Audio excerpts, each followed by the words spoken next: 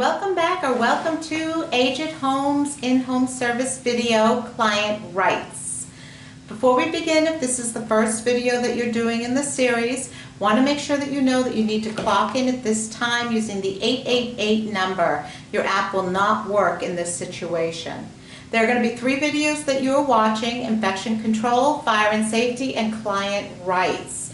There are also 3 quizzes to be completed at the end. These are found in your ERSP homepage under the Documents Needing Attention section. When you go to clock out, again, use the 888 number. Just make sure that you leave a voice comment for the office stating that you completed the video and the quizzes. This is to make sure that we pay you for your time.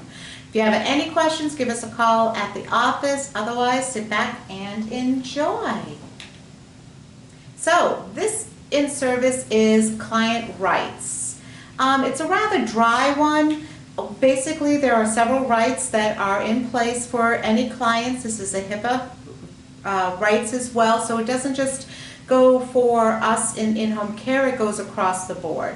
But we're going to go through each one of them so that you are reminded of these rights. So patient right number 1 is to be treated with consideration, respect, and full recognition of their dignity and individuality.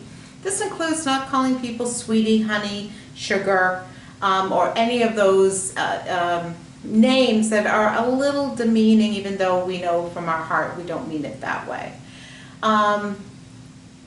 The second patient right is to receive appropriate and professional care without discrimination based on race, color, national origin, religion, sex, disability, or age. This is again where it all comes into clients need to be comfortable with you, but you need to be comfortable in the house too. So even though this is a client right, if you find yourself in a position where you feel uncomfortable because of these reasons, you should let us know as well.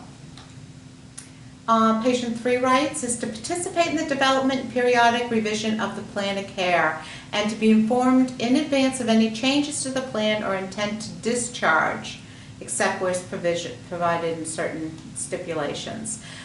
It doesn't matter whether the person has dementia, Alzheimer's, or anything. Unless there is a guardian, they are considered to be of their own mind and their own person. And so we invite them to be at the table listening and participating, because we all remember that we are adults first and foremost.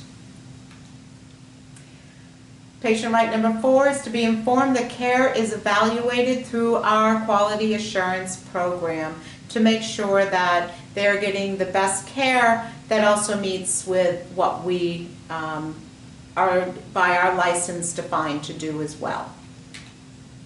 Number 5 is they have the right to refuse treatment within the confines of the law, and here's the interesting thing, is to be informed of the consequences of such actions. So this goes along with the fact that we all walk down a path, we all have the right to make bad decisions, but those decisions, whether good or bad, lead a specific way down the path.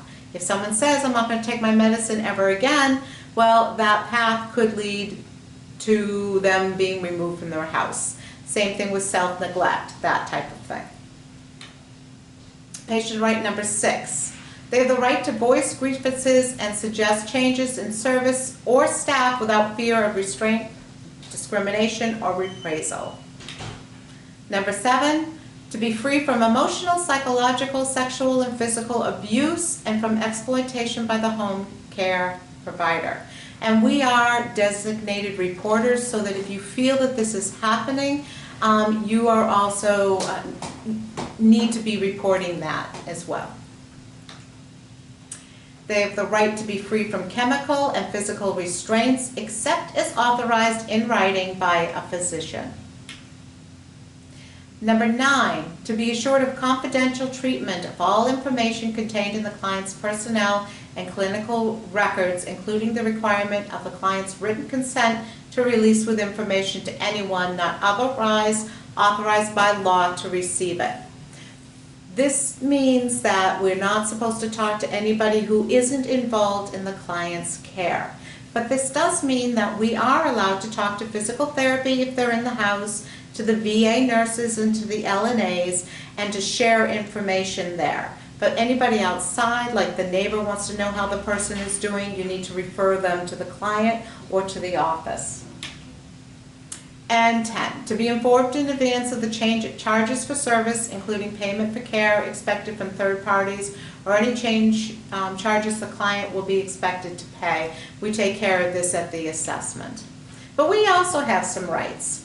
So, the provider has the right to expect that the client will, 1, give us accurate and complete health information, especially at the time of the assessment, to assist in creating and maintaining a safe home environment in which care will be delivered, to participate in developing and following the plan of care, to request information about anything that is not understood and express concerns regarding services provided, to inform the provider when unable to keep an appointment for a home care visit. Age at Home requires a 24-hour notice for such things to be changed, unless that it is an emergency. Inform the provider of the existence of or any changes made to advance directives. If you have any questions, please give us a call, and thank you for viewing.